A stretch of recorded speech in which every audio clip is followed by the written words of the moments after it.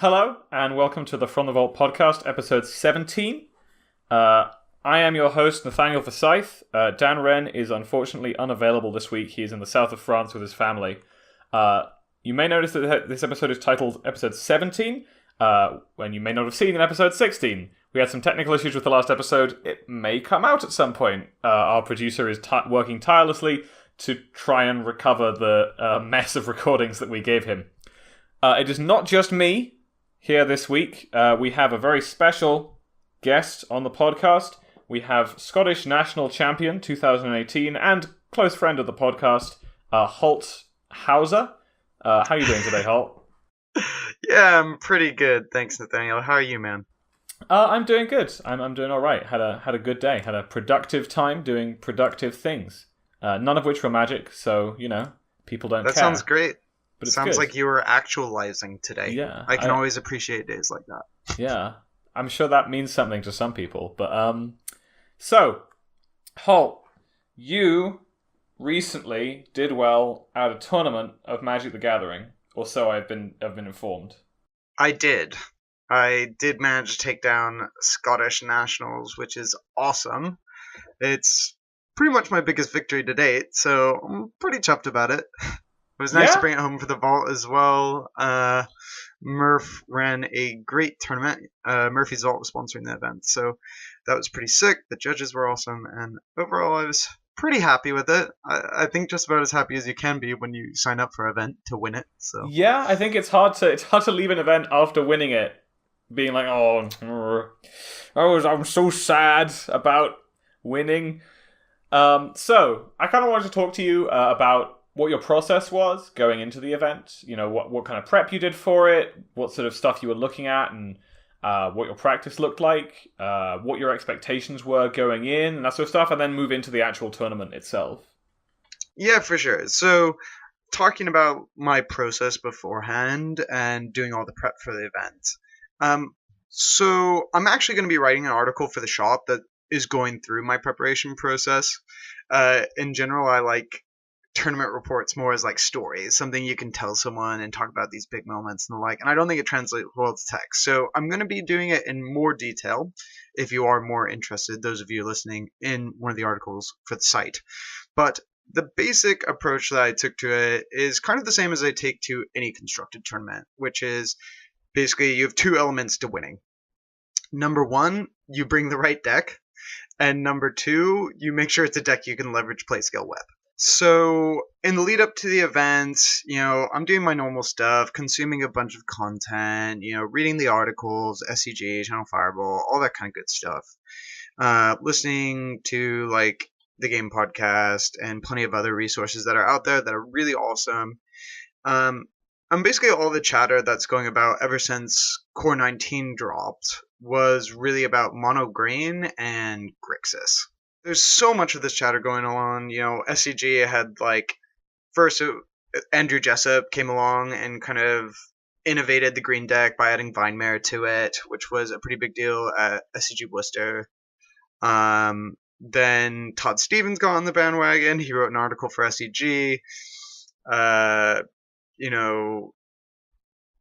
Jerry T also wrote an article that was basically like how to beat Mono Green. So there's all these kind of, spotlights on this deck. Jerry T ends up settling on Bolas decks, and obviously they were big in the kind of, deck dumps and all that kind of stuff. Most of the results reflected usually some sort of either base red or base black deck that was splashing for Bolas. And I just kind of looked at that stuff, a bunch of decks with a bunch of removal spells or a bunch of creatures, and I was like, I think this is the tournament to not play creatures and play Fumigate.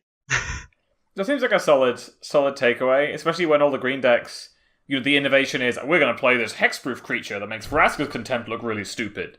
Because everyone had kind of moved towards these blue-black decks, from my understanding. Because some of the Bolas decks were like blue-black mid-range base. And everyone's kind of everyone has got back to the idea that Vraska's Contempt is the best catch-all removal spell in the format. If you're doing that, then Vinemare's a big problem. But then if you're just playing Fumigate and Settle the Wreckage, then Vinemare just really isn't that much better than any of the other creatures that green can play, and you're already great against all their creatures. Exactly. Not to mention, like, the rise of Vine Mare having a ton of game against these blue-black decks also meant that the red decks, like the mono red decks, were just running into a ton of trouble. Like, you don't want to run a Bomat Courier into a Thornhide Lieutenant. You know what I mean? You don't want to play Soul Scar Mage into that either. It just looks kind of anemic. All the green creatures were bigger and better than yours.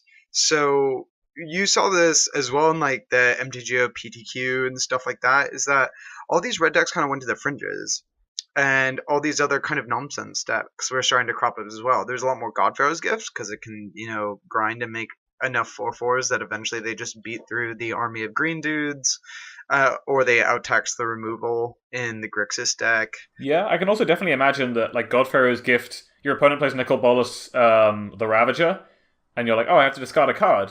Okay. Sick. Yeah, all right. Absolutely. I'll do that. And then the other deck that was kind of on my radar that I was thinking about is this sort of Psy, Storm, Aetherflux Reservoir deck that I've seen a couple of results with. It's not been crazy huge, but I saw that in the PTQ as well. And I kind of just looked at all these decks. I'm like, okay, what's blue-white's biggest problem? Probably Bomat Courier, and there is so few of them right now. All these, like, the red-black mid-range, Owen Turtenwald and stuff like that from the Pro Tour had kind of changed into these Bolas decks and are going bigger. Some of them were going as big as Scarab God, you know what I mean? Cutting most of their 2-drops and 1-drops. They'd run like a couple Soul Scar Mages because they wanted to answer to Hazoret or something like that. Some lists were running some Scrap Heap Scroungers. Obviously, that's not a huge issue with Seal Away. Some others were running Karizev. And I just kind of looked at this and I went, all right, so these big decks are chasing my worst matchup out of the meta. And I have a deck that beats both of them. So let's try that. Yeah, that seems like a solid like line of thinking to come to. I mean, the biggest thing that I was worried about showing up to the Scottish events, one of the advantages of using something like Moto and the pro articles is all this information is trickling down. But that doesn't mean necessarily that every single player you're going to come up against has their finger on the pulse. You know what I mean? There's going to be tons of people from the last season who have the cards together to just play mono red, and they're going to be happy with that. Or the old red black deck and stuff like that, which I don't think any of these matchups are super terrible for blue white, but they are slightly unfair both. So basically my plan was to use my round 1 buy, hope the green decks clear out most of the issues there, and then just kind of ride it to victory. And it certainly played out that way. I did play against a lot less green. I know we're going to get into matches in a second, but overall I was very happy with my deck choice, and I think that led to a huge amount of success. The other thing that was kind of a massive advantage of it is that I just had a ton of practice with the blue-white deck. I'd been playing it all of last standard season as well. It didn't get too many changes. The biggest thing was a couple of tweaks here and there. So I had play skill with it. I knew the sequencing. I knew how matchups lined up and what cards were important, what things you had to fight over. And overall, I think that just put me so far ahead against a lot of these matchups. A lot of the ways that I lose, I knew exactly how I was going to lose, so it was never going to happen, if that makes sense. Sure, yeah. You know what sort of hands you like shouldn't keep in these matchups because it looks like okay to a casual observer, but like you know that this is the kind of hand you lose with. Sometimes it's something as simple as playing against like blue-white gift. In my first round, I was playing, second round technically, I was playing against Duncan Tang. He's an awesome Scottish player, really good, really well known in the community. And oftentimes when you go into events like this and you see your first round, you're paired against Duncan Tang, you're like, okay, it's going to be one of these tournaments. We're going to find out how it goes in the first round, sort of thing. Yeah. I mulliganed to 5, and he plays an irrigated frontline. I'm like, okay, that's interesting. Maybe we're playing the mirror. And then he proceeds to play Hostile Desert, and I was like, oh, right, we're not playing the mirror. This got a lot better for me very quickly. He's on blue-white gift. And on turn 4, he plays a Champion of Wits. And I had the Essence Scatter in hand. It's simple things like knowing, like, I know you have Fumigate in your deck. I know you have a bunch of dead cards. I'm not going to let you resolve this Sure, yeah. because I need you to have dead cards when I'm on the mulligan to 5. You know what I mean? Yeah, like the Really way small you win. decisions. Yeah, the way you win is that he like stumbles and doesn't do anything for a couple of turns, and you get to kind of draw out of it. Yeah, and the blue-white gift deck is slow enough where that's like really reasonable to happen, number one. And number two, it's just a matter of like I don't want you to be able to dump those cards. You know what I mean? And I want those cards to be dead. That's the point of my deck, pretty much. I want you. I saw him take a Fumigate off Search for Azcanta the turn before as well, which was pretty great. So he played this thing. I Essence Scattered it, and Duncan later made a Facebook post that day, kind of talking about his tournament, and he thought that play just lost him the game.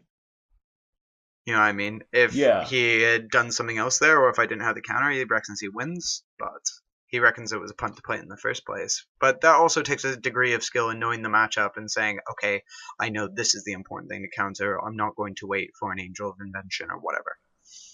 Sure, yeah. It's like, especially I've found the gift decks can be kind of counterintuitive sometimes, and they play a bit like some of the slightly like more interesting combo decks that you find in Eternal formats sometimes. Mm-hmm. Like stuff like Storm decks get a lot of points in Eternal formats from the fact that oftentimes your opponent won't know to do the play that kills you.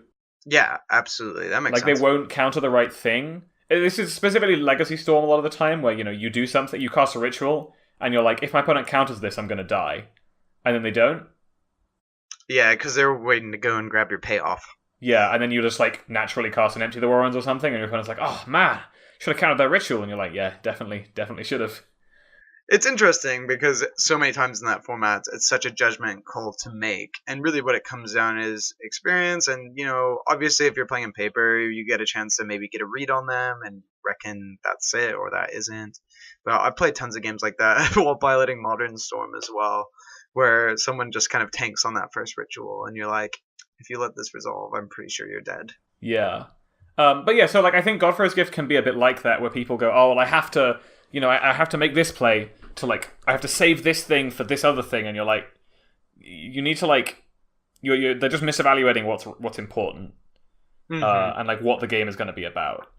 It comes up mostly in people having the fear, and like they'll go to turn 4, their opponent has a Godfarer's Gift in the graveyard, and they have an Abrade in their hand and like a 4-drop, and they have no board, and they just pass, and you're like, I'm sorry, man, you can't win the game if you never do anything. Yep, absolutely. And Like and a lot of people play like that against control too if they don't have a lot of experience. It's either one or the other. There's the kind of like, I'm just gonna jam my things every turn and see if they have a counter. And then you play into them being like, great, I get to use all my mana every turn and counter that, counter that, counter that. Okay, play something that gains me card advantage. And then there's the alternative of the players who can play way too conservatively and be like, what if they have a counter? I guess I'll wait. And they're like, all right, great, play a land. Go. Yeah, especially in standard blue-white, where they have access to such insane like door-shutting tools like Teferi. Yeah. That make it just like, oh, you haven't been doing anything? Okay, play Teferi. I'm going to draw 2 cards a turn now. I'm going to have access to way more mana. So I'm going to be able to like, you're just not going to be able to overload me. Because even if I counter one thing and then another thing sticks, and then, okay, next turn, I'll remove it and still have mana up. Because the fairy is like really good. The amount of times. So, okay, going back to kind of bringing the deck. I settled on the build of blue-white that was very similar to Mike Seager's top 8 list from GP Pittsburgh. But I made 2 different card choices. Siggy wrote a great article about that actually on Channel Fireball where he talked about, I think I would have added win conditions and stuff like that. I honestly think that's just wrong. I think Teferi by himself is just good enough. And you don't need to put like more 7-drops in your deck to like mess up those first couple turns. But what I did take out and swap around was, first of all, in main deck, usually these decks run like 1 Gideon. And during playtesting, which obviously you're a part of as well, we do a lot of playtesting on Team Vault, and this tournament was no different. We did a lot of prep for it. And what I found is just like against the green decks and stuff like that, like Gideon's loyalty wasn't big enough that he was being like a removal spell that will survive the turn, if that makes sense. Sure, it's hard because the green deck plays like really big dudes. Yeah, and exactly. It's hard to kind of like play him, plus him, and he goes to 4, and then like you plus him on their biggest thing, but it's very likely that they have like, if they have a Llanowar Elf and another thing, they're probably going to be able to kill him. Yeah, and like how bad does it look, say, if it's they went turn 1 Llanowar Elf, turn 2 Ronus, and you're like,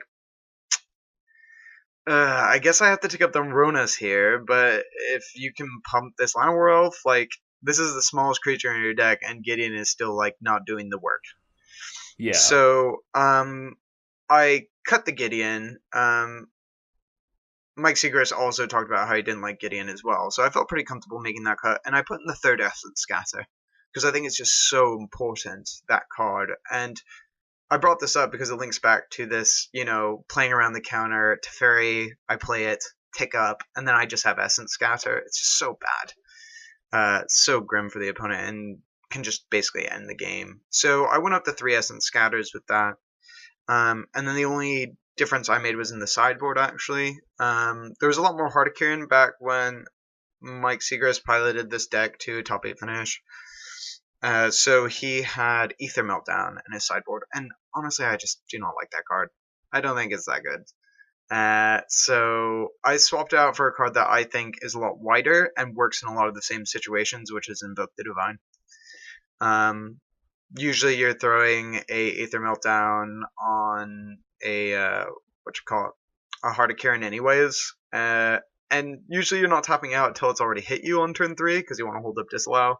So I figured if I'm holding up my mana anyways, I'm going to take 4. I'd rather just Invoke the Divine, game 4 life. And then it also gives me a ton of extra edges in like Godfarrow's Gift. If I play against this Aetherflux Reservoir Storm deck, having a Disenchant is something good. And it actually came super handy in the finals, but we'll get into that later. Yeah, okay, yeah, I think that those changes definitely make a lot of sense. And overall, I have your list up now, and like it seems pretty clean. Like as you say, the Essence Scatter does seem really important, just because like obviously being able to interact on turn 2, especially on the draw, is such a big deal. Mm-hmm. And you have the seal aways obviously, but yeah. Seal away isn't necessarily going to be the best thing on turn 2, like in every matchup, especially against green. I can definitely imagine times where they get to kind of time walk you because, let's say you're on the play and you have a seal away in your hand and they go like Llanowar Elves and just like they go turn 1 Llanowar Elves, turn 2 Steel Leaf Champion, and you're kind of like, well, I don't get to cast this now.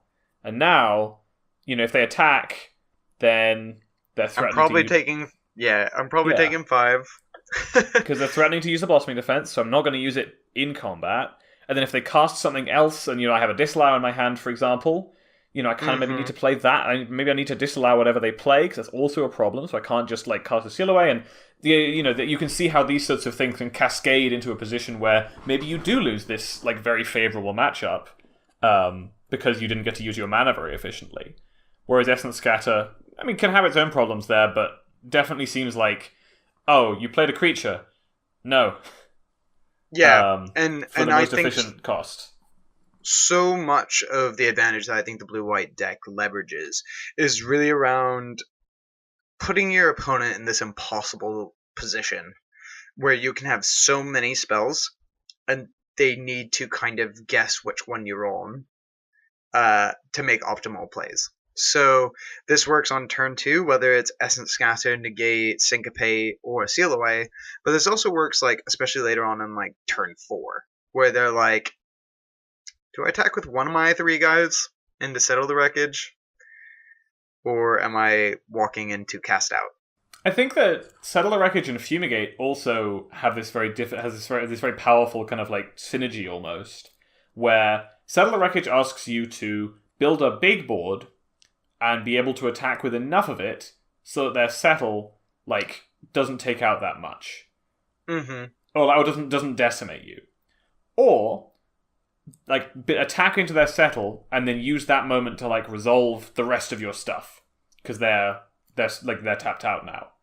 And then Fumigate punishes all of that because okay, I'm gonna extend into the board so that I can attack with enough things to force a settle, while not losing too much tempo and like having stuff resolved. And Fumigate says, okay, I'm glad you did that. Now everything you have is dead. Yes, exactly. I think the nice part about these big clean answers, you know what I mean, with that sort of oppressive way to deal with the board state, you also, like, it's nice having the turn 2 counter against Steel Leaf Champion, but there's matchups where if you're sitting with the Settle the Wreckage in hand, you just let stuff go. You let it resolve until the stuff that matters comes down. So a great example of this is playing against the Grixis deck, you know what I mean, where actually Nicol Bolas hitting the table is annoying. You don't want to discard a card. So if your opponent's just like kind of playing stuff to the board, you've got the Settle in hand or maybe a Fumigate, and they go, all right, turn 3, they kind of tank for a bit, and they're like, tap my lands, Goblin Chainwhirler. And you're like, yeah, great. You know what I mean? I'm going to wait until you play something that matters before I counter it. And if they don't extend enough, if they don't play on curve in a way that's going to let me counter it, I'll just wait till I have enough mana to settle and then hold up the Essence Scatter on the way back or whatever it is. Or I'll play Teferi and go, okay, cool, you have a Chainwhirler, but I've got, a Teferi.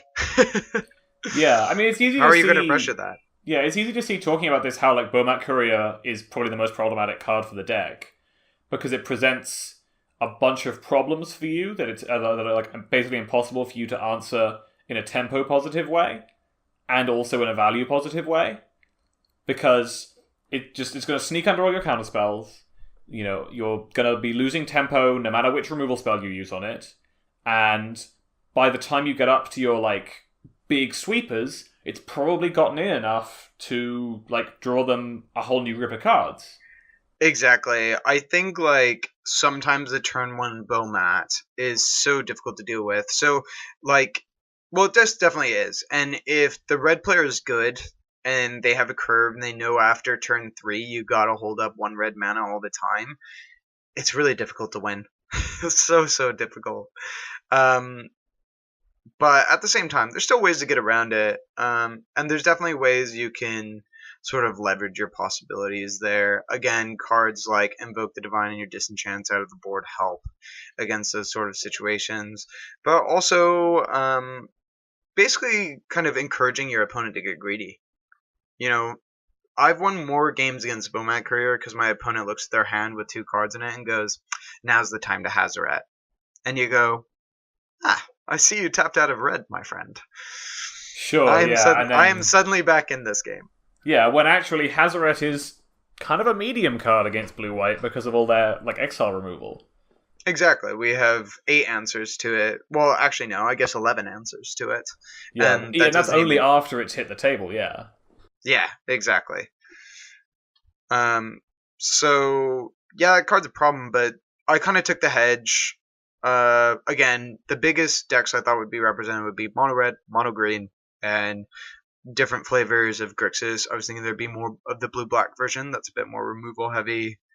I guess the red black version is also like Splashing Blue is a bit more removal heavy too, with a bunch of Abrades and Magma Sprays. Either one I was pretty happy with because they tend to deal with creatures on board rather than having counters, and obviously that's just great.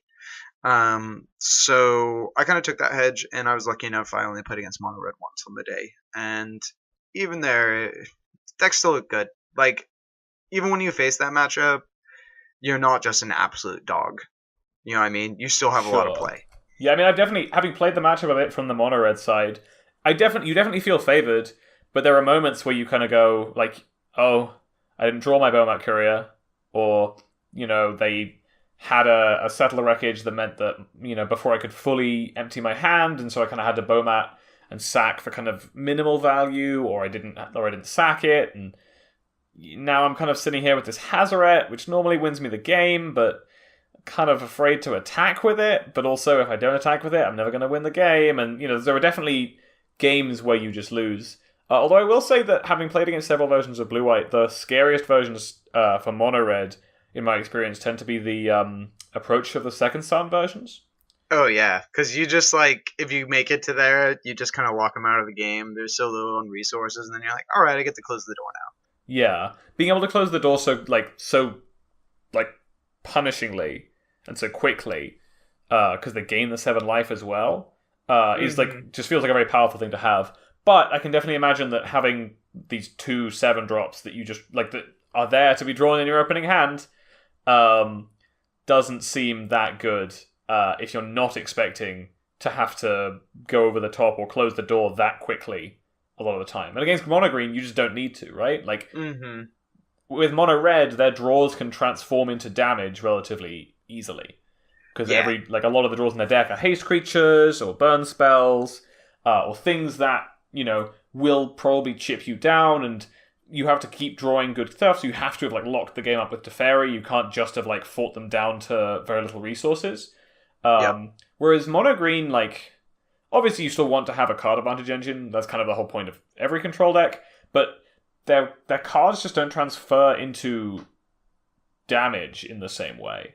Right, and they don't leverage the immediacy of that damage either. Like obviously, if you play a 3/4 and a 5/4 for 3, and you get a couple strikes in, that's a lot of damage.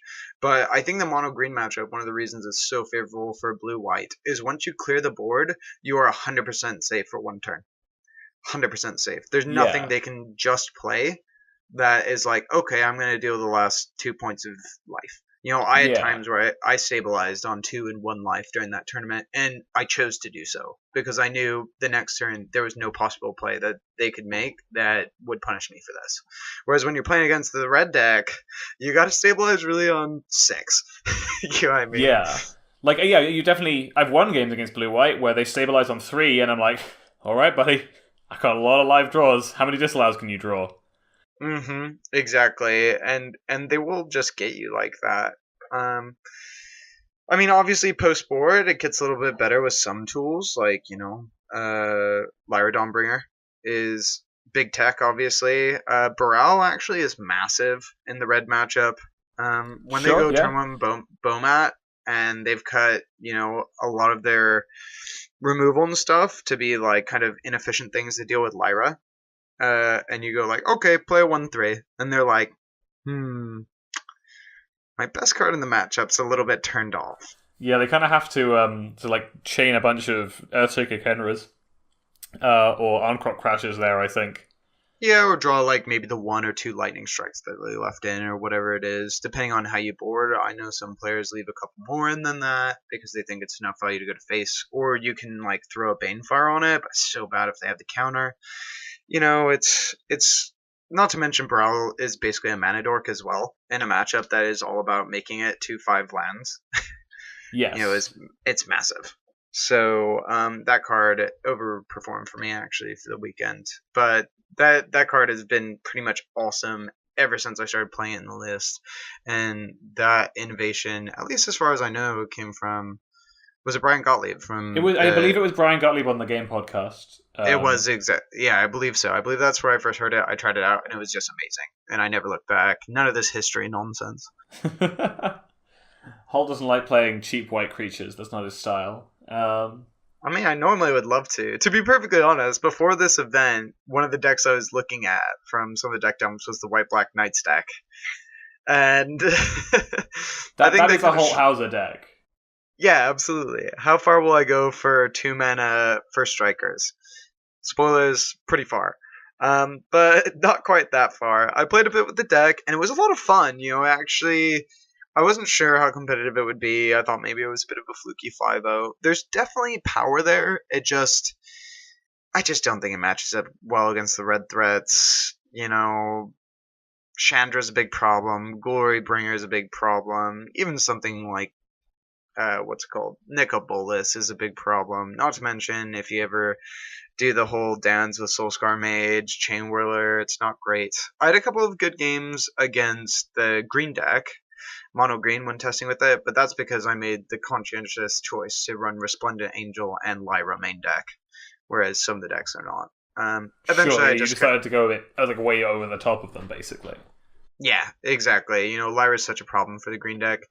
So in the end, I kind of just decided I think this deck's almost there, but I'm going to check in with it back next season when some of the more powerful red threats have rotated.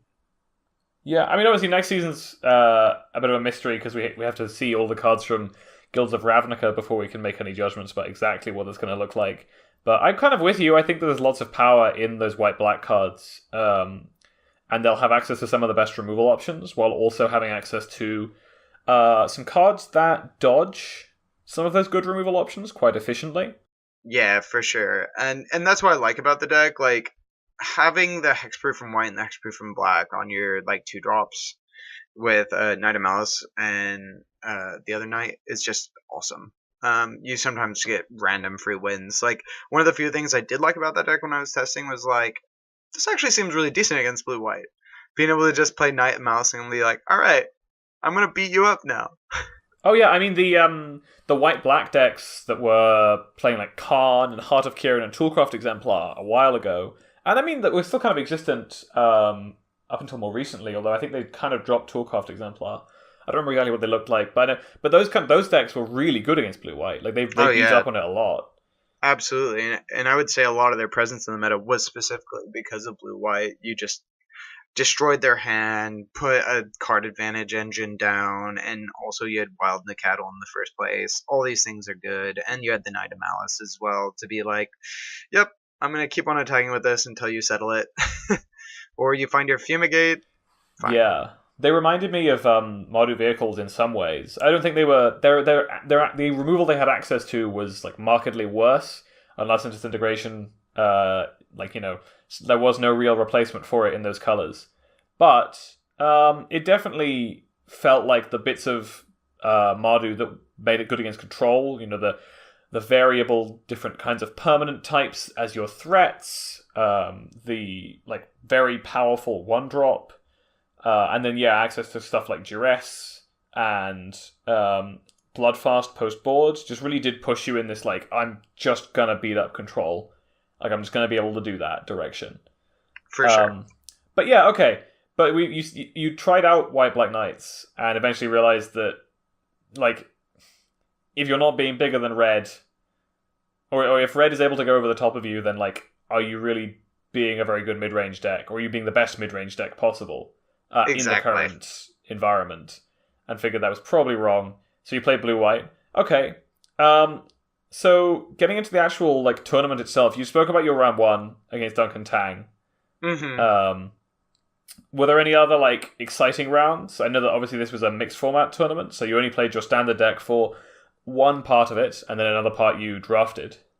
Yeah, for sure. So, there was actually kind of a lot of high moments. In round 2, I put against Godfarrow's Gift again, this time the blue-black version, which was, unfortunately a bit of vault-on-vault violence. I played against teammate Rui Kerr. We had a very long game 1 where I won with about 5 minutes on the clock. So I kind of locked that one up a bit. And then round 3, I did play against Mono Red. There was an interesting moment in that one. I managed to get game 1 after my opponent flooded a bit, and was stuck with a bunch of, basically just shocks and not threats, which was great.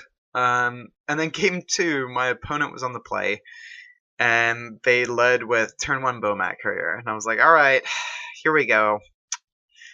Let's start the pain train. So he swings for 1, I play with tap land, pass it back to him, and then he goes, right. Bomat Courier? I'm like, oh god. Bomat Courier? Oh. So I had the triple Bomat Courier start. Spoilers for you, I did not win that game. My opponent did give me an out into that game because on turn 5 they had only 4 lands and decided to play Hazoret, which I proceeded to Essence Scatter. All I needed to draw was my Fumigate. Unfortunately, I did not get there. But what was fun was that the turn after I drew my Fumigate, I was on 4 life. I played my Fumigate, and he proceeded to draw 16 cards off 3 Bomat Couriers. Yeah, it seems hard to beat as a control deck if your opponent draws 16 cards in response to you killing their board. It's alright. We came back in game 3. I played a Brawl in turn 2, which stonewalled a Bomat. he found a lightning strike, but I went, okay, that's cool. Disallow your next threat. Play Lyra, and he basically scooped to that. There was no way I was getting through it. I ended up finding another Baral and had 2 counterspells for backup on 5 lands. It was pretty dope. Sure. So that happened, and then probably the most interesting round of the tournament, at least for me for standard, was I actually played a control mirror, not against blue white, but against Esper.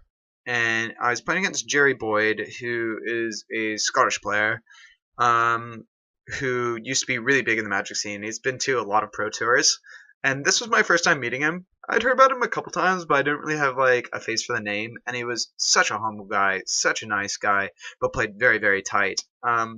Game 1, I had no idea who he was or what he was on, so I kept a bit of a risky hand that was made immediately riskier when he played like Submerged Boneyard or whatever it is, some blue-black tap land right afterwards. Maybe it's Fetid Pools. The hand was 2 lands, Essence and Scatter, Seal Away. I believe there was a Settle the Wreckage there, a Cast Out. I mulliganed. I was like, yeah, this seems good. This can get me there. He proceeds to just stomp me by making all of his land drops. Feels bad, man. Game 2, I'm on the play, and I just made this like horrible punt. This was like my punt of the tournament. I thought I played tight for most of the rest of it, but I had a Baral in my hand, and I was like, sick. I've got double negate, double disallow. I have 2 lands. And I'm like, this is a good hand in the control matchup. I draw my land off the top of my deck. I go, sweet. And it's turn 2 on the play. I'm like, play Baral. My opponent, Jerry, looks at me and nods his head and goes, that's pretty good. Untaps and goes, Argos Bloodfast? I'm like, oh, I'm such an idiot. Oh yeah, my opponent has powerful 2-mana plays now as well.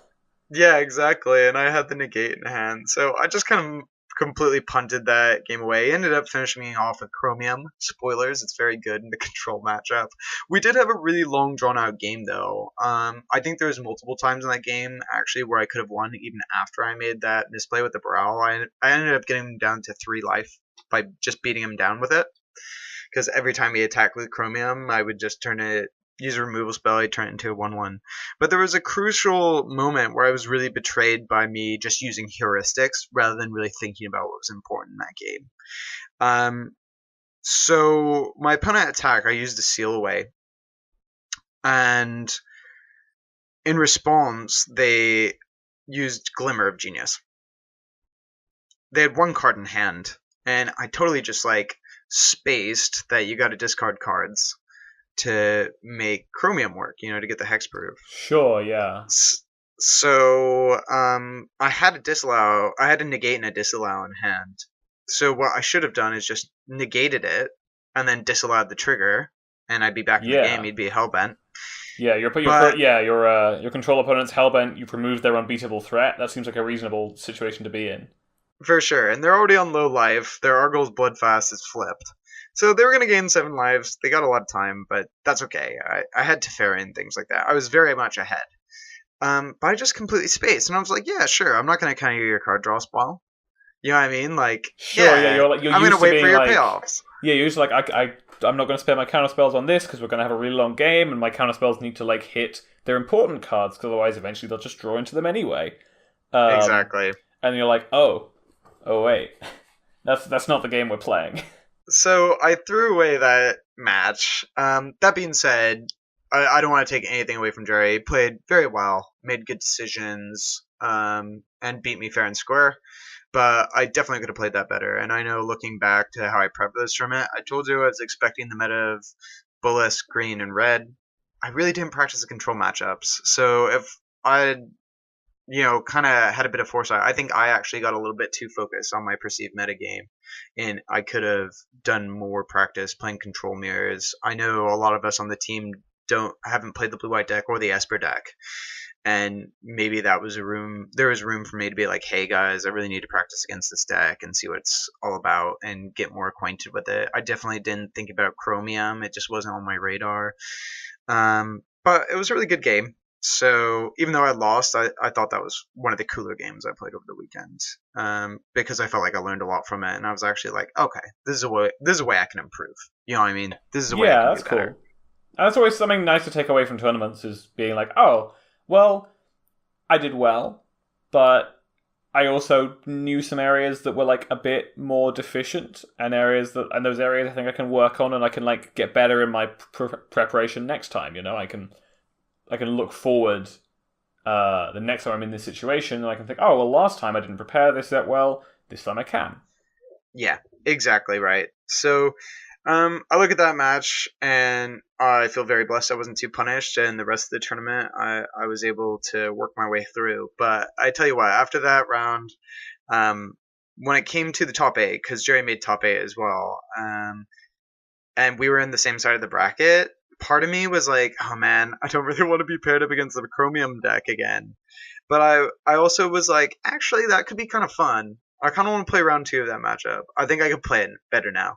You know what I mean? And Sure, that yeah. felt good, realizing that I wasn't like, God, I hope you whiff. You know what I mean? It's more like, I'll take another crack at that. I think my matchup isn't that bad.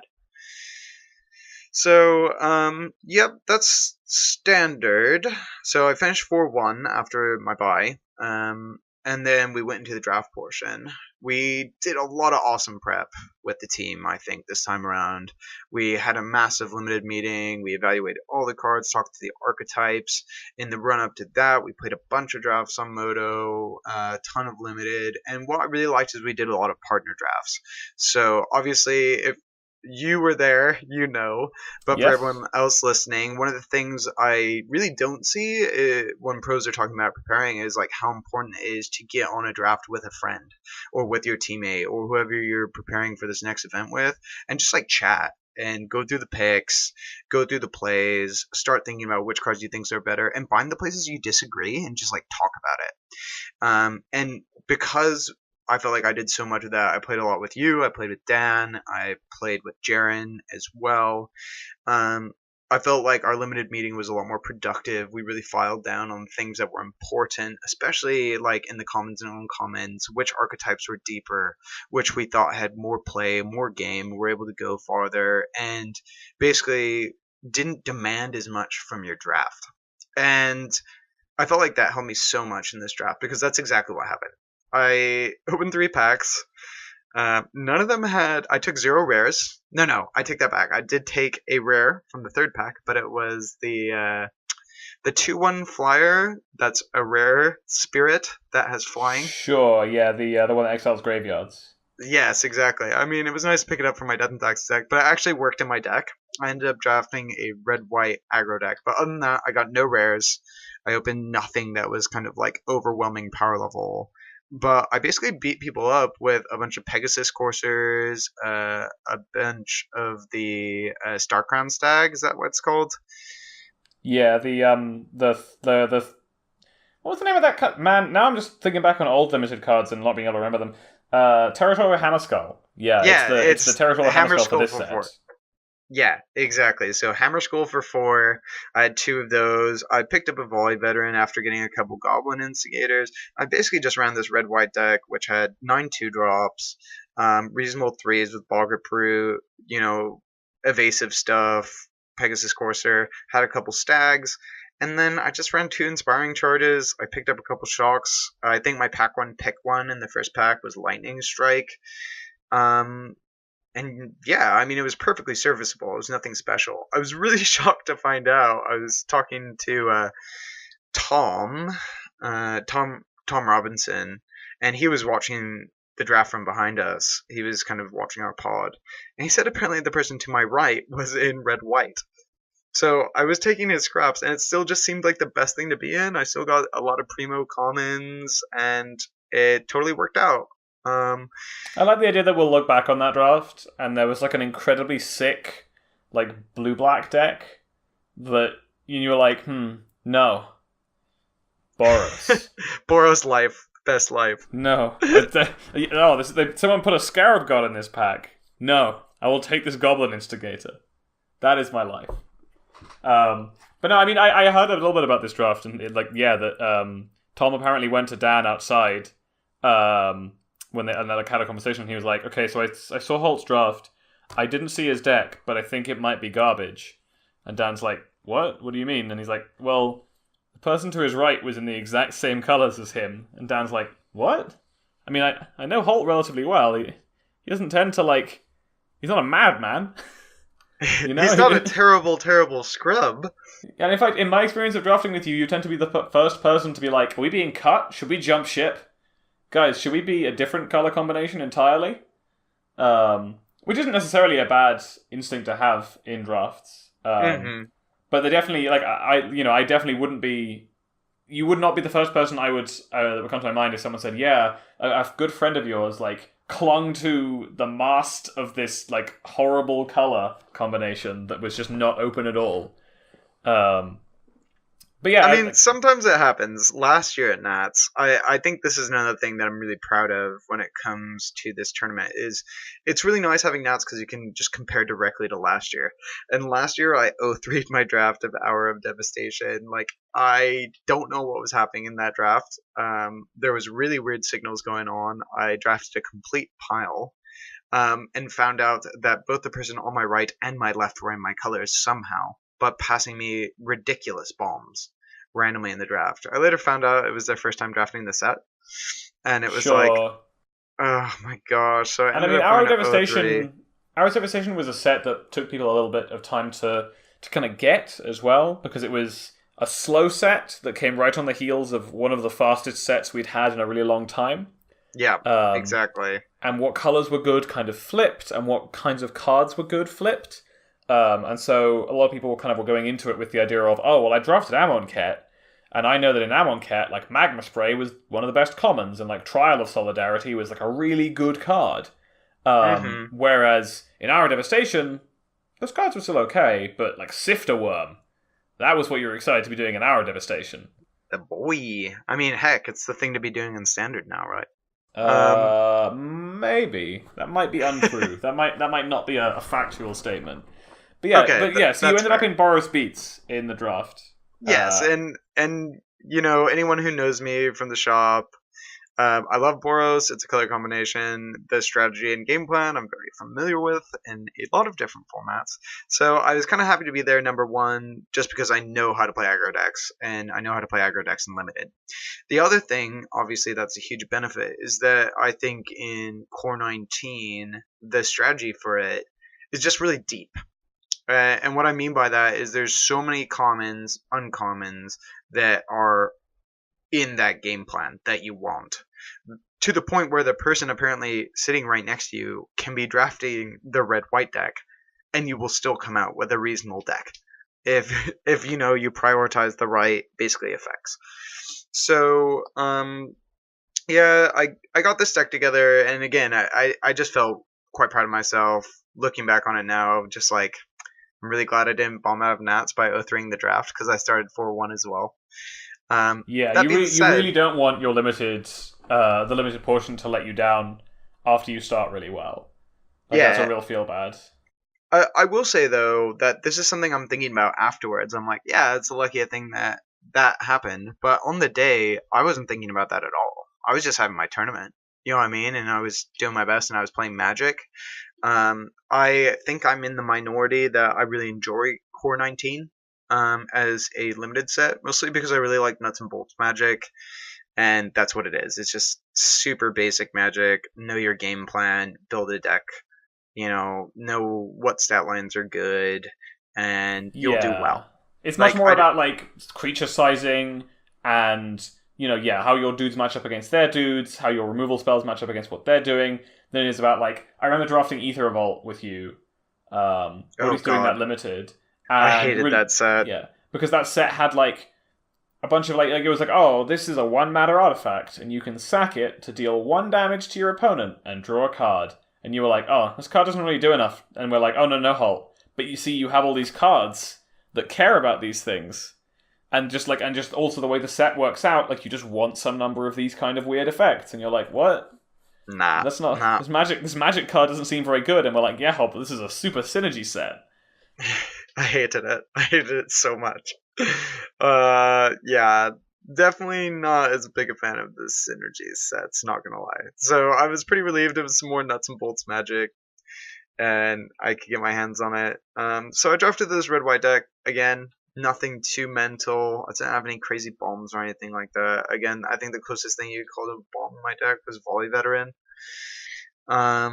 So there you go. But I took it to round 1, and I honestly thought I was about to get. I couldn't say dream crushed because I got paired up against Stephanie Dolan, who's also another one of our teammates. She went 4-1 in the constructed portion as well, so we got matched up, which, it's a bit unfortunate, but things happen. So we sit down across from each other knowing, like, at this point we're thinking maybe an X2 can make it, but also realistically thinking, one of us probably isn't advancing to the top 8. Yeah, well, it's probably like, if an X2 makes it, generally it's one of the X2s that became an X2 in, like, one of the last rounds of the tournament. Yeah, exactly. So we peel our grips, and it's like, okay, cool. Opening hand, I look at my hand, it's like Plains, Mountain, Goblin Instigator. I've got 2 Pegasus Coursers. I think I have another land as well, and then I had a Glimmer Points, or not Glimmer Points stack, it's a different card, Starcrown stack. And I was like, okay, sweet. This looks really reasonable. Let's have at it. I mean, I'd love it if this was an Oreska Swiftclaw, but whatever. We can jam. If we draw an Inspired Charge, we're in a good place. So, Steph's on the play, and I'm like, all right, go ahead. So she's like, cool. Forest, Wall of Vines. If you don't know this card, it's 0-3 reach. And I'm sitting there like, that's not very good. Draw a Shock, play a Mountain, ship it back. And she's like, cool. Play a tap land. Wall of Vines? And I'm like, oh my god. How do I ever attack into this? I'm going to be doing 1 damage a turn. Even if I get a bigger flying thing, it doesn't matter. They have reach. This is stupid. And she does end up rolling me. She basically just plays 2 of these walls. I can't really attack. I eventually get a Bogger Brute or something. But then, she plays 2 Giant Spiders, and then plays a couple Thornhide Wolves, and then eventually gets a Suspicious Bookcase, and proceeds to Rogue's Passage a Thornhide Wolves for the win. So I'm like, okay, this is how the Nats dream ends. I guess I'm gonna lose to a bunch of defenders because I picked the stupid aggressive deck. Yeah, we're sneaking some wolves into my library, and that's how I'm gonna lose. I mean, Dan and I had a great conversation outside when I told him about this match, where he's like, could you imagine if you were some Boros commander guy in charge of an army, and you're making plans, you have a map out, and just you have this bookcase, and it just creaks open, and a bunch of wolves come out and get you. I'm like, no, Dan, it gets worse than this. If you're the Boros commander that put the Suspicious Bookcase in your house, that means you went to a shop. You're like, that bookcase looks cool. I don't know. I'll keep my war books on it or whatever. All your friends are looking at it I don't know, man. That looks pretty suspicious. The Boros commander is like, nah. This is going to be great. And he takes it home. He's planning, and it just creaks open after he installs it in his house. Gets it all lined up. And it just creaks, and he's like, what the heck? And literally a pack of wolves comes out and starts wrecking him. And I'm just sitting here what the hell? My favorite Why thing did this about happen that, to me? My favorite thing about that imagery is that in the game of Magic, that happens once, and then he's like, "All right, okay. Well, what are the chances they're gonna have another pack of wolves come in through this bookcase?" Yeah, exactly. I'm sure this will be fine. Yeah, leave it up, boys. Leave it up. Oh, there's more wolves. Who could have seen this coming? There's so many wolves in my bookcases. Yeah. Okay, so you lose to wolves coming out of bookcases in game 1. Yep. Game 2, I pretty much have close to the nut start with the deck. I curve Oriska Swiftclaw into Bogger Brute into Starcrown Stag. And Steph has no turn 1 or 2 play. In turn 3, she taps off her lands and goes, Gift of Paradise? And I'm like, sick. Attack with all these, Inspiring Charge, turn 5 you. Oof. So that got the job done pretty easy. And then game 3 was a stonker, actually. It was pretty good. She had a wall of vines. She played a big spider. We managed to kill the big spider with a sure strike. I've assembled a bit of a board, but she has 2 blockers. I'm tapping one with the stag, but she's basically eating my board slowly. I get her down to 8. I have on the board a shield mare and 2 goblin tokens at this point because there's kind of some rabid bite shenanigans going on and whatever. Eventually we swap out the board. She has no board, but she's on 8. And I'm like, okay, what could go wrong? I make my attacks, put her down to 8, ship the turn. And she has 1 card in hand, draws the top card, kind of like makes a nod, and then taps her gift of paradise. She's like, I'm gonna make white with this. I'm like, oh right. And she's like, palladium ores? And I'm like, oh god. Oh god. I have at this point 2 cards in my hand. I've got 6 lands on the table, and my hand is a land and a shock. Oh, that matches up like, not quite well against a 6/6. Is it flying, vigilance, trample, and then it's hexproof until it's dealt damage? Exactly. So she gets in for a 6. She puts me down to 13 or something like that. And so I look at the table, and I don't have any really good attacks. And I'm like, alright, this isn't the best. And then I draw for my turn. I think I draw a Viashino Pyromancer. I'm like, okay. Maybe... Oh my gosh, did we just get there? I do the math. Oh no, I'm like, oh god, this isn't good enough first. And I play the Pyromancer, I deal her 2, and I'm about to ship the turn, and then for the first time in any of the games I played with Core 19, I read the second part of the text with Shield Bear. Can't be blocked by red creatures. And I go, yes! So I get in for 2, put her to 4, and the next turn just alpha. She manages to get a removal spell, I think, for one of my creatures, something like that. Either way, I put her to 2, and I'm like, I've had this card since my opener, and now it does the work. Shock you? And she's like, yep! So I beat Palladium Wars, and I was like, oh my god. Alright, sick. Go to the next round. This time I'm playing against Martin Porter, and he's also on a green deck. He's on pretty green-red, so... Steph was more of the kind of rampy archetype that was looking to play a bunch of big dudes after stabilizing the board. Martin's just kind of playing a mid-range variant. He was undefeated in the constructed. He went 5-0, so now he's 5-1, I'm 5-1. We both know whoever wins this probably has a good chance of just drawing in the top 8, because we were in the number 1 draft pod. Game 1, I kind of steamroll him. Oh no, I think game 1 I got off kind of...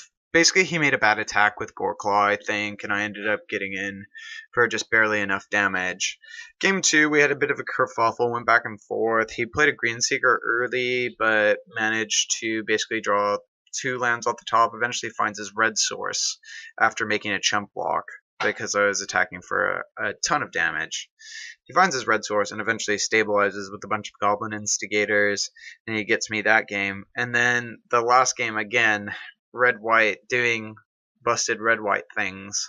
I believe my curve goes Viashino Pyromancer, Domi for 2, into Boggart Brute.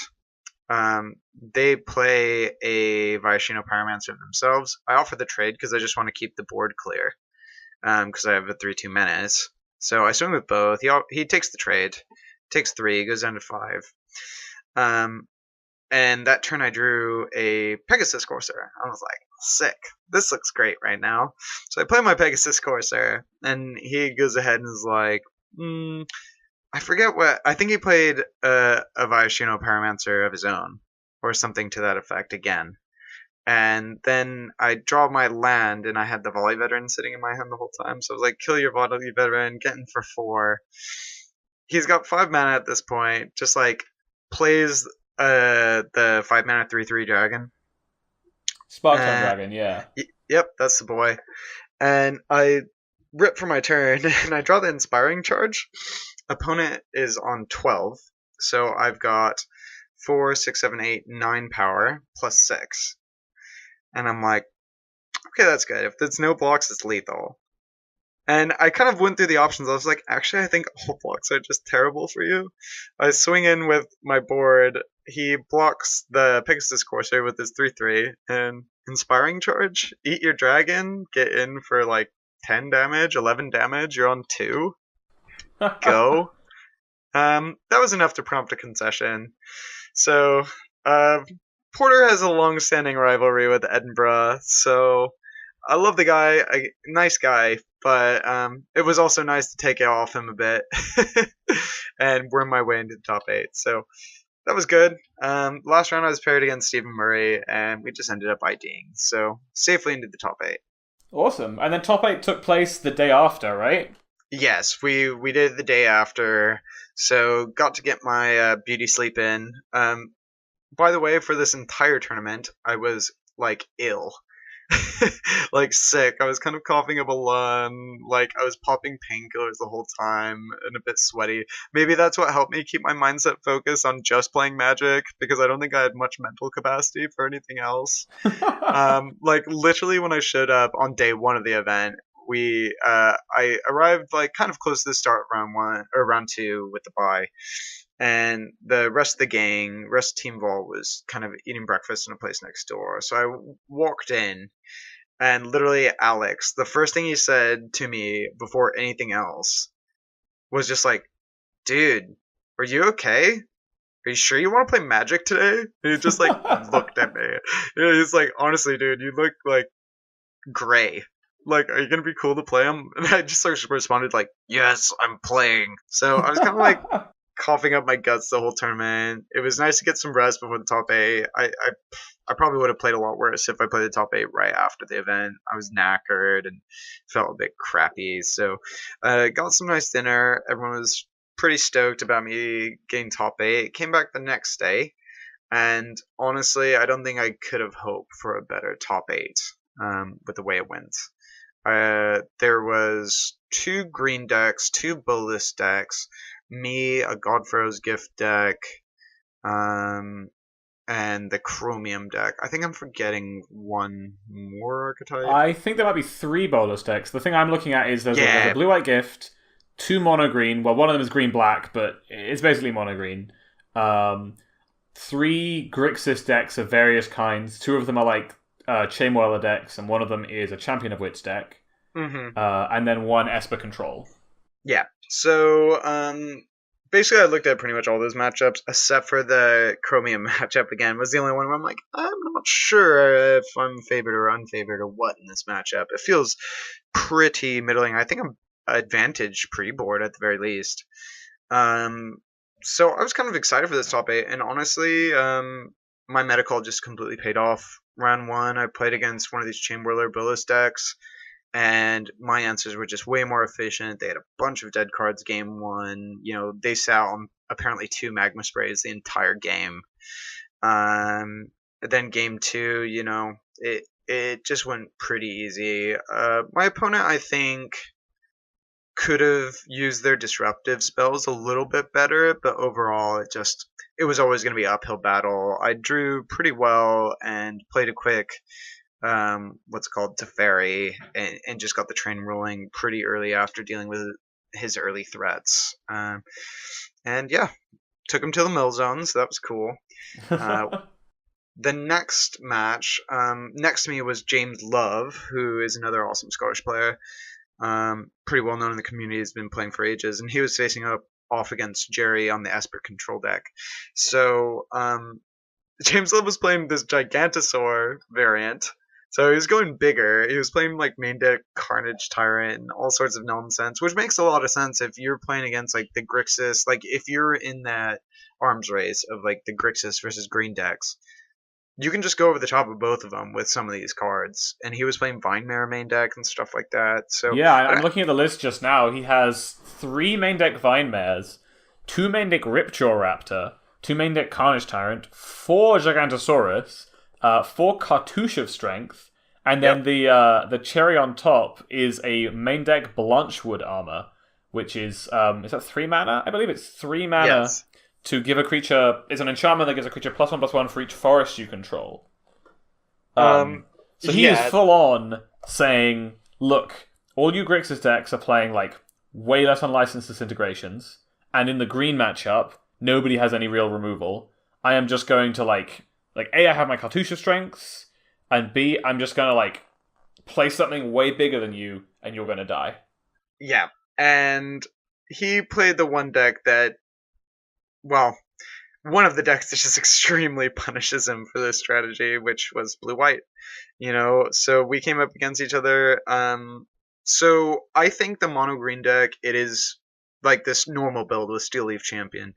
It is unfavored against my deck, but it's not unreasonable to get a win. Honestly, playing against James Love's deck, no disrespect at all. I think it was actually like a pretty decent choice. You know what I mean? Like we said, it's good in those matchups, and that's what I was metagaming against, and he did that as well. Um, but I find it really hard to find a way that I actually lose that matchup. Yeah, I mean, so long as I keep functional hands. Yeah, I Like, feel like you have to keep a hand that has no card advantage engine or no sweeper, and then he sneaks a Vine Mare down, and you never find a sweeper. Or, I mean, yeah, like the ways that the mono green deck, in my knowledge and experience, beats the blue white control deck is sometimes they just kind of like play a turn 2 Steel Leaf Champion, play a turn 3 Steel Leaf Champion, and the blue white deck, you kept a hand that didn't. You kept a hand on the draw that was a bit too many counter spells and not enough removal, or they blossoming defense your one seal away, and just kind of roll the game over from there. exactly. GG no re. The whole thing's done because you got ran over. Yeah, but if you know what you're up against, which you do, and you just aren't gonna keep these hands that lose to those things, and just say, okay, well, I don't know, any hand that doesn't die to that and or follows up with a fumigate is just really hard to lose with.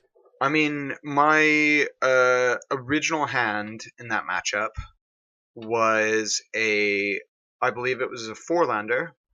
It might have been a 3-lander, but either way, the cards I had were like a Seal Away, a Essence Scatter, and like a Search for Azcanta. And I was like, actually, I think I'm mulligan this, because if I have any sweeper in my opening hand, either Settle or Fumigate, I'm pretty sure I just can't lose. Like, it's so hard. Their deck is slower. They're playing their big threats on turn 4 and turn 5 or turn 3 at the fastest. If they go like double Llanowar Elves or whatever. Sure, yeah. Whereas the normal green deck is playing it on turn 2.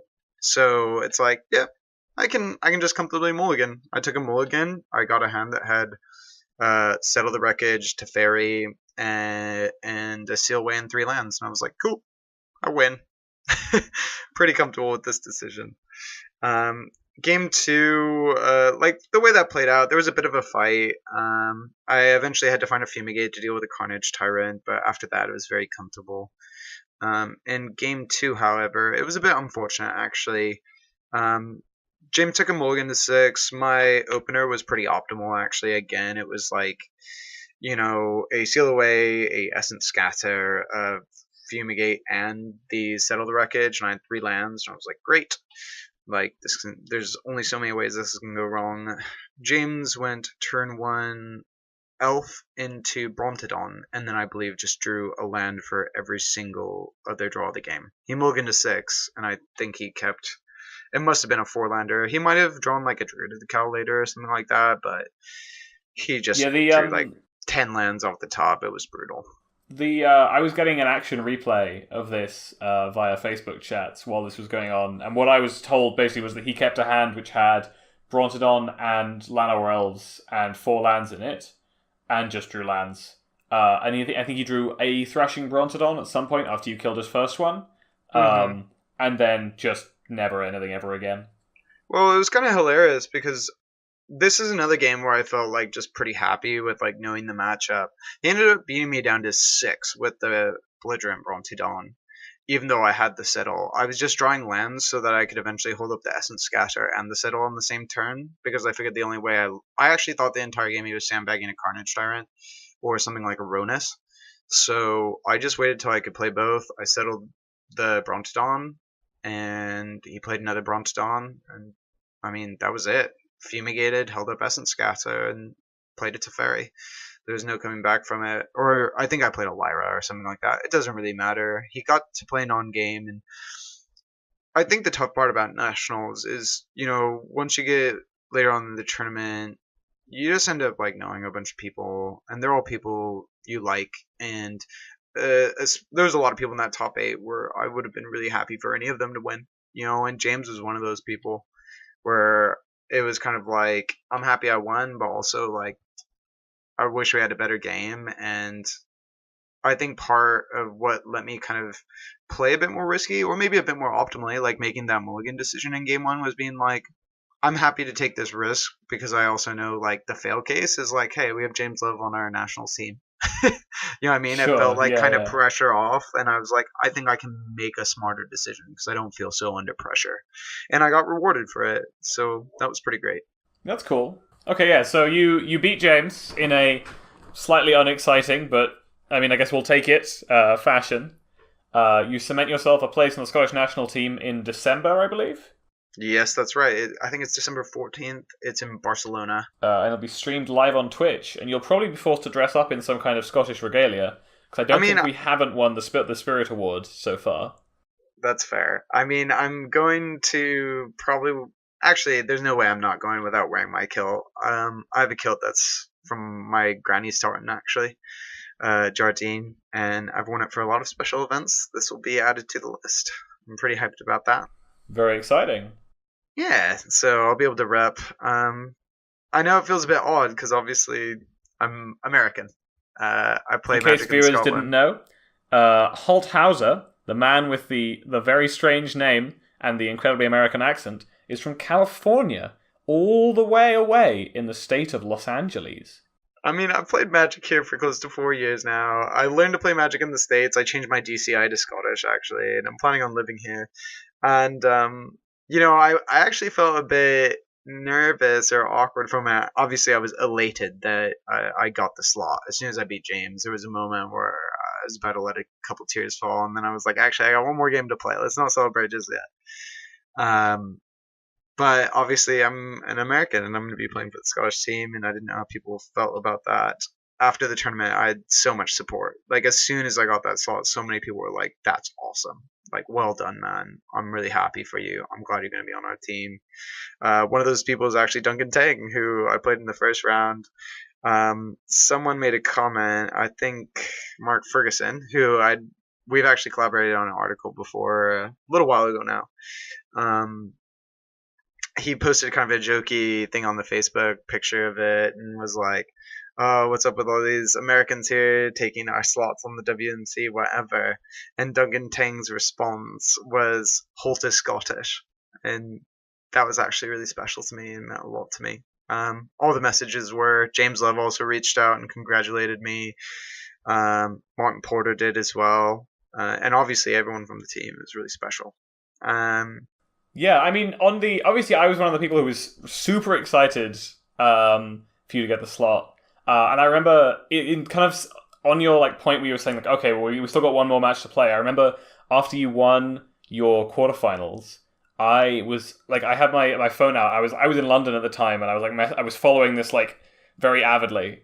And I was about to message you like one more, come on, and then I was like, actually, no, it's two more Mm-hmm. because we're not stopping. You know, when we get to the finals, Yeah. like we're winning the whole thing. Okay. Yeah, exactly. So we shuffled up. I was really chuffed to be facing Steven. Steven's a great player, and he's been to like Worlds like 9 times. He's an excellent Scottish player, extremely consistent. So I knew it was going to be a tough one. But at the same time, I also knew what he was on. He was on Blue White Gift, and I went, "Yep, this is a matchup I can win." I've beat it twice already, the gift variants, and this one's easier for me than blue black. Sure, let's go. Game one, I kind of won quite handily. I was able to answer the God Pharaoh's gifts and sweep the board and land a Teferi, easy peasy. I as soon as I put the emblem out, he scooped it up and he was like, "All right, cool, we're done here."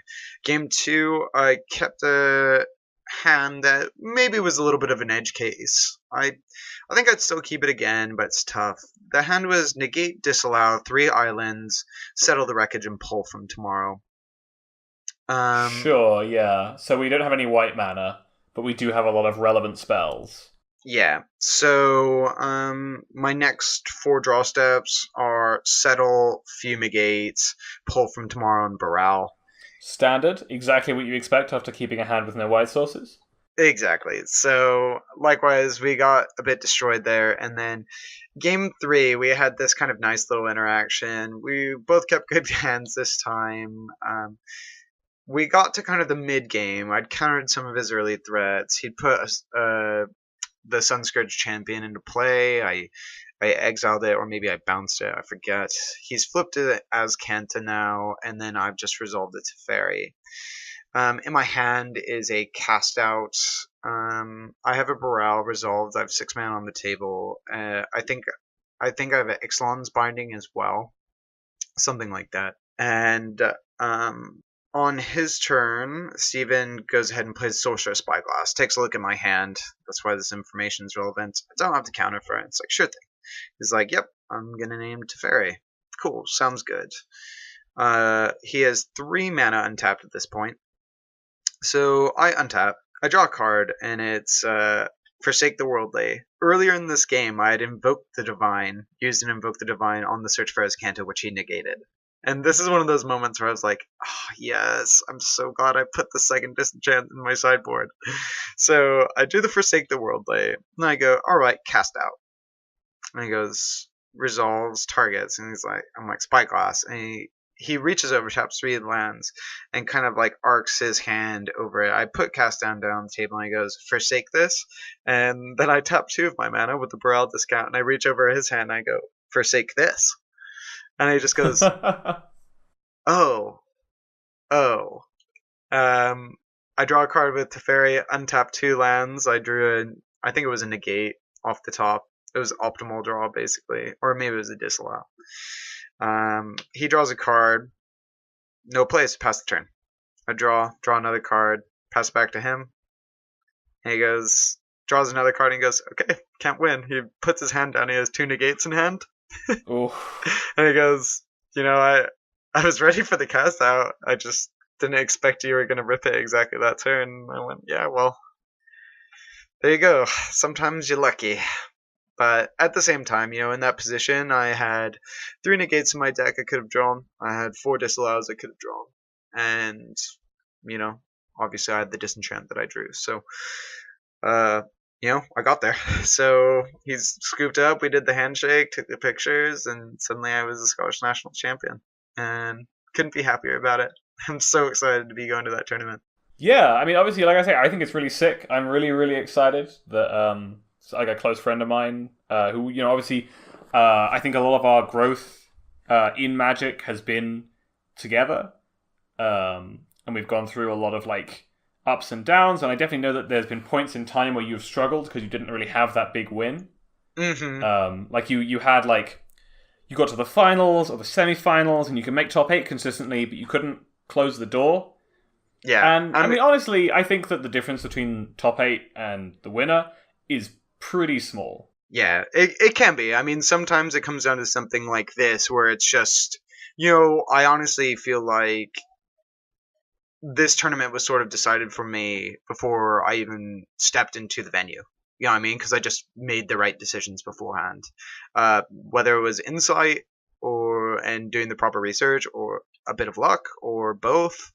Either way, a lot of it just happened that way. And likewise, that top 8 was the same way. I walked up and I went, okay, these are all good matchups. Like, as long as I play well and I do what I know what to do with this deck, it's going to be I think it's unlikely that I lose. And we got there. Yeah, I mean, yeah, like I say, I'm really, really excited for you to have this kind of like big win under your belt. I think it's really awesome that you're going to be representing us at the World Magic Cup. And yeah, I mean, despite the fact like I couldn't be there at the tournament because I had some family engagements, but while I was away, I was like, okay, best possible outcome here is like someone from the team wins it, but in a slightly narrower thing, like Holt or Dan or Alex, some of my like really close friends, like that would be the ideal for me. And so you winning it was me like, yes, this is the best possible outcome. Right, so I made the tournament for you, really. Yeah, pretty much. I appreciate that, man. It's always good to have support, and obviously being a friend. You're right. We have grown a bunch together, and part of me also thinks though, like, this is just one more step, thinking forward to tournaments coming up with Brussels and stuff like that. And just because you win one doesn't mean the fun stops, the grind stops. But I'm really happy to be able to kind of have something I can point to now. I've got the plaque, and I can be like, okay, yeah, I do have something to show for this, and I can revel that for a little bit. I'm not going to stop trying. I'm still going to keep on working. There's more events and more pro points to earn and all that kind of good stuff. And I'm excited to be growing more and more and learning more. You know what I mean? And Yeah. actually, I feel like this tournament, it's odd because I actually thought, the tournaments that you win, the bigger ones, are the ones where you're like, oh, well, I knew what I was doing. You know what I mean? I knew how to do it, and I did it right, and that was it. And this is actually a tournament that I look at and I go, yeah, I did know what I was doing, but I learned a lot about how to do that. Because when you're in the moment, you don't know it's the right choice. You just go on faith, and sometimes it works out, sometimes it doesn't. And this time it did, and I go, okay, how did I do that? Like, let's make that Sure. happen Yeah. again. How do we figure that out again? Yeah, and I think that some of it just comes down to like picking up intuition from playing Magic for long enough. Because if you're sitting there at a table, it's basically impossible to actually figure out like, oh, okay, I need to make this play because this play has like the higher percentage chance of it working out. You kind of have to do it on gut feeling sometimes, where you're like, okay, I think he has like 6 cards this is good against, and 4 cards it's bad against. So I Mm-hmm. think I should do it. But then, but then sometimes you're like, oh, well, actually, I shouldn't do it because, the upside actually isn't that high. And yes, it's 60% chance to work out, but in the 60% of games where it works out, I don't even necessarily put myself in that good of a position. And the 40% of games where it doesn't work out, I lose on the spot. Yeah. And it's, all those sorts of things of picking up those sorts of feelings so that you can have those, you can reach those conclusions without necessarily having to think through all of it Yeah, every different moment. it becomes a more kind of embodied knowledge rather than a like conscientious trawl. And the more you can internalize that as a skill, as intuition, as embodied knowledge, whatever you want to call it, the more energy you're going to have to dedicate for all those times when you are in weird places and weird experiences where you're like, what the heck am I doing here? Mind you, I'm not sure this was the best tournament for me to do that, considering I jammed my Barrels on turn 2 into the unknown matchup and they go Argos Bloodfast. But at the same time, I do think there's enough times where I was like, yeah, I can trust myself with this judgment call. Yeah, like I think I can win this, and that's okay. I've got that confidence behind me. I felt like I was proficient enough. I don't think I played perfect by any stretch, but that's not what it's about. You know what I mean? It's about saying I think I'm good enough to do this, and getting in there and doing the job and not worrying about it. You know what I mean? Don't think twice, Yeah, just do the yeah. thing. And yeah, I was really happy with how my mental game worked out there, and it really paid off. Well, that's awesome. And I'm also looking forward to the article that you're going to write. Your articles about testing processes and preparation are generally like pretty high quality. Um, Yeah, I tried to make it, like I said, like it'll be coming out probably in a couple days or so, or maybe it would have been released by the time this podcast goes out. Probably. We tend to release on Mondays, so Yeah, next okay. Monday by where we are now in time.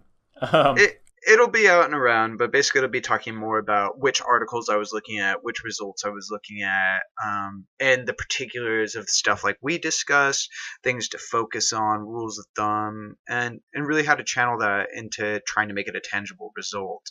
And do a little bit more homework than just say, like, oh, the pros are saying this is good right now, I'll play that.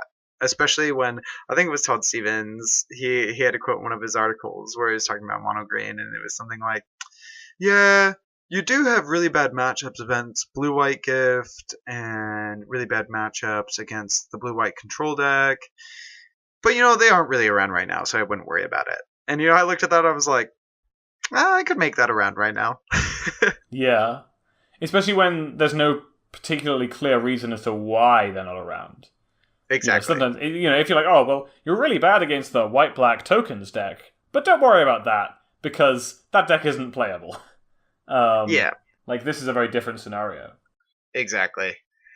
So I'm really looking forward to GP Brussels and doing this whole process again. I don't know if I'll play blue white or what, because obviously it changes week to week, and you really have to have your finger on the pulse if you want to make calls like this. I think blue white is always going to be close to my heart now, and I very well may play it because I might think that I can leverage a bit of skill out of it, more so than some other decks. But it's back to the testing, it's back to the grind, what we're always doing. You know what I mean?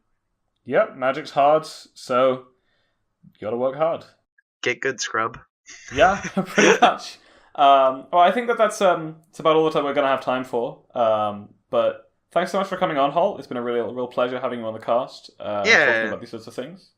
Yeah, and thanks for having me, man. I've loved talking about this stuff, and obviously this is a really special experience for me. And I hope those of you that are listening right now have enjoyed me talking about nonsense Palladium Wars and people drawing 16 cards off Bomat Couriers, as well as me reaching rudely over Steven's hand and going, forsake that, actually? I definitely... if people haven't seen the picture that they took of Holt with the plaque next to Steven, it's maybe the perfect image. Like when Michelangelo painted the roof of the Sistine Chapel, he could not possibly have imagined that actually he was painting garbage, and the perfect image was one of Holt smugly holding up a plaque while Stephen Murray slightly reached for it. I mean, hopefully it's the first of many. Yeah, maybe that's our WMC image when we win it. I'll just hold all the plaques above Stephen. I like the idea of you winning another event, like a GP or something, and Stephen Murray wasn't even there, but he flies out so that you can take a picture holding up the trophy away from him at Brussels or something, and he's like, people are like, what? He wasn't even playing in that one, and you're like, it's guys, it's a thing. It's the brand. You don't understand. This is the brand now. Team Vault taking tournaments away from Stephen Murray since 2018. Since literally earlier this year. Yeah, literally last week. But yeah, okay. Thank you guys so much for listening. If you liked this podcast, please feel free to share it with your friends. Your friends will love us, I'm sure, because we are very lovable. We are. We're really sweet and charming. Yeah. So Jaren assures me that we're working on getting it on iTunes, although I'm not sure how far along that's going. We do have it on, I think, an RSS feed now on a Podiant page. So you can find it there if you prefer to listen to it on mobile. We still will be posting it to the YouTube channel if you're interested in viewing it there. Also, again, you can feel free to share the podcast from any of those places. You can also follow us on Twitter. Our absent guest, Dan Wren, is at Danzeru. I am at F_Ironside, and Holt can be found at Cap'n Powerhouse. So CAPNPOWERHAUS. A very fitting title this week, at least. You can also check out our sponsor, Murphy's Vault, at murphysvault.com, where you can find access to buying tickets to all their events. You can find singles, and you can also find a link to our WordPress site, where we have lots of articles. Holt's article about his nationals experience will be posted there. We also do lots of stuff ranging from some real limited focus articles from Martin Jacques, which are actually really high quality. He's a really good limited player and a very, very good writer. We have some tournament reports from me about my strange experiences going to various GPs. We have some commander-focused articles from Ian, yeah. Yep, from Ian. And yeah, we just have a lot of content, no matter what you're interested in. So I would encourage you to check them out there. You can also find them on Facebook or Twitter. And all the links are going to be in the description of the YouTube video. Once again, thank you so much for listening. We've been From the Vault, and you've been fantastic.